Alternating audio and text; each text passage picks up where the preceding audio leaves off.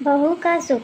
बाजार से सामान लेकर आते आते विमला को थकान महसूस होने लगी और वो ताला खोले बिना ही घर के चबूतरे पर सुस्ताने के लिए बैठ गई। तभी पास से एक पड़ोसन की आवाज़ आई। क्या हुआ विमला, थक गई क्या?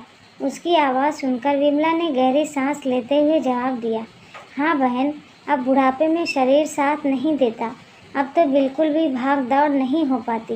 विमला की ऐसी बातें सुनकर पड़ोसन ने फिर कहा, 4 दिनों की बात ही तो है, फिर तो बहू आने वाली है, फिर आराम ही आराम मिलेगा। पड़ोसन के मुंह से ऐसी बातें सुनकर विमला के माथे पर चिंता की लकीरें उभर आई और वो सोच में पड़ गई। आज की पढ़ी लिखी नौकरी करती लड़कियां क्या बहू का सुख देंगी? उसने तो बचपन से आज तक सुख का मुंह तक नहीं देखा।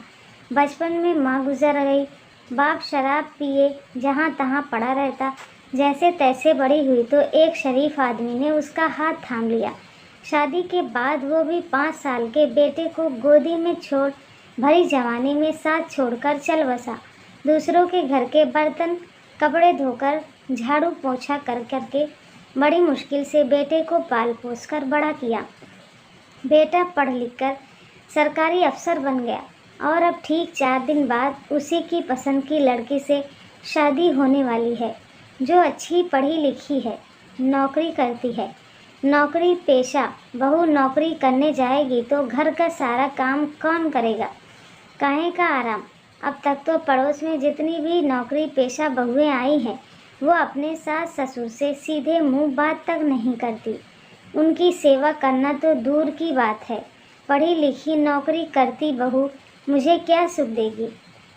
मेरे पास तो इतना सोना चांदी और ज़मीन जायदाद भी नहीं है कि जिसकी लालच में ही सही बहू सेवा कर दे। ले दे के बस यही एक झोपड़ा है। खैर, विमला ने घर का ताला खोला और काम में जुट गई। 4 दिन बाद बेटे की शादी है और सारे काम की जिम्मेदारी उसी अकेले के सर पर। आखिरकार 4 दिन बाद बहू शादी करके घर भी आ गई। बहू की आन बान और शान देखकर विमला फिर सोचने लगी कि अब तो मुझे कभी सुख नहीं मिलने वाला। और उसने अपने मन में ठान लिया कि आज तक जैसे वह परिस्थितियों से समझौता करती आई है, आगे भी करती रहेगी। कभी भी घर में कलह का कारण नहीं बनेगी। अगले दिन सुबह जब विमला सोकर उठी तो उसकी नज़र सीधे सामने टंगी घड़ी पर पड़ी। देखा तो 8 बज चुके थे। वो हड़बड़ाकर बुदबुदाने लगी, बाप रे, इतनी देर हो गई उठने में। घर का सारा काम पड़ा है। कल तक तो सिर्फ बेटे को नाश्ता बनाना पड़ता था, आज से तो बहू को भी बनाना पड़ेगा। बड़बड़ाती हुई उठी तो देखा कि बहू और बेटा दोनों ही अपने ऑफिस जाने को तैयार थे। उसने बेटे की तरफ देखा और बोली, इतनी देर हो गई, मुझे उठाया क्यों नहीं? रुको, नाश्ता करके जाना, मैं बना कर लाती हूँ। वो किचन की तरफ जाने लगी तो बहू ने रोका और कहा, माँ जी, मैंने नाश्ता बना दिया है और घर का सारा काम भी कर दिया है। आप भी नाश्ता करके आराम करना। आप शादी के कामों में इतना थक गई थी, इसलिए हमने आपको नहीं उठाया। आपको अब आराम करना चाहिए। बहू की बात सुनते ही विमला ने घर के चारों तरफ नज़र दौड़ाई। देखा तो वाकई में घर का सारा काम हो चुका था। ये सब देखकर विमला हैरान सी हो गई और बुदबुदाते हुए बोली, तुझे तो नौकरी पे जाना है, तुझे काम करने की क्या ज़रूरत है? मुझे आदत है घर के कामों की, मैं सब कर लूँगी।